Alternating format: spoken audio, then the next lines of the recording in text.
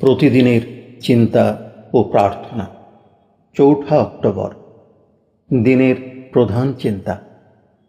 আমাদের জীবন একটা সোপানবাহীর মতো। ইহার উপর দিয়ায় আমরা পায়ের পর পা ফেলিয়া চলিয়া যাই। মুখস্থ করা যায়, যাহা সৎ এবং যাহা সুখদায়ক তাহা মানুষের সামনে আসিয়া দাঁড়ায়।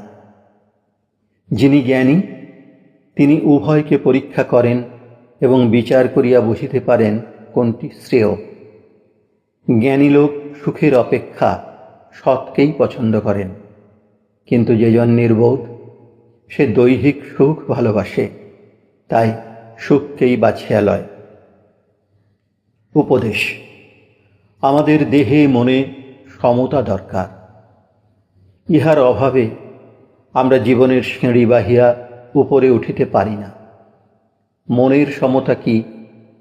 তাহার অর্থ এই, আমরা স্থির ও স্বাভাবিক অবস্থায় আছি। আমাদের উচিত নিয়মিতভাবে এই গুণের অভ্যাস সাধন করা। সকলের মধ্যেই এমন এক গুণ আছে যাহার মূল্য আমাদের আয়ত্ত করিতে হইবে, নতুবা আমাদের জীবন সর্বাঙ্গ সুন্দর হইবে না।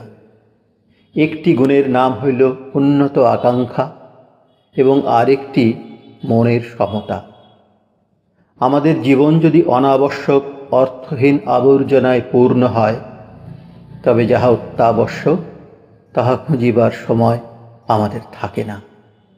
আমরা যদি কেবল যাহা তুচ্ছ ও ক্ষণভঙ্গুর তাহা লইয়া মগ্ন হই, তবে আমাদের নিয়তির গতি ঊর্ধ্বমুখী হইতে পারিবে না। প্রার্থনা: হে শাশ্বত দেবতা, আমাকে জ্ঞান দান করো, যেন আমি আমার ক্ষুদ্র জীবন তোমার মহান অক্ষয় জীবনের সঙ্গে যুক্ত করিতে পারি। আমার তুচ্ছ প্রেম তোমার অসীম প্রেমে ডুবাইতে দাও।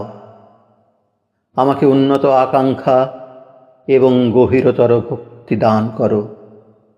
তোমার কৃপায় যেন আমি আরও গভীরভাবে বুঝিতে পারি যে তোমার পরম সত্তার বাহিরে কোনো বস্তুর অস্তিত্ব নাই।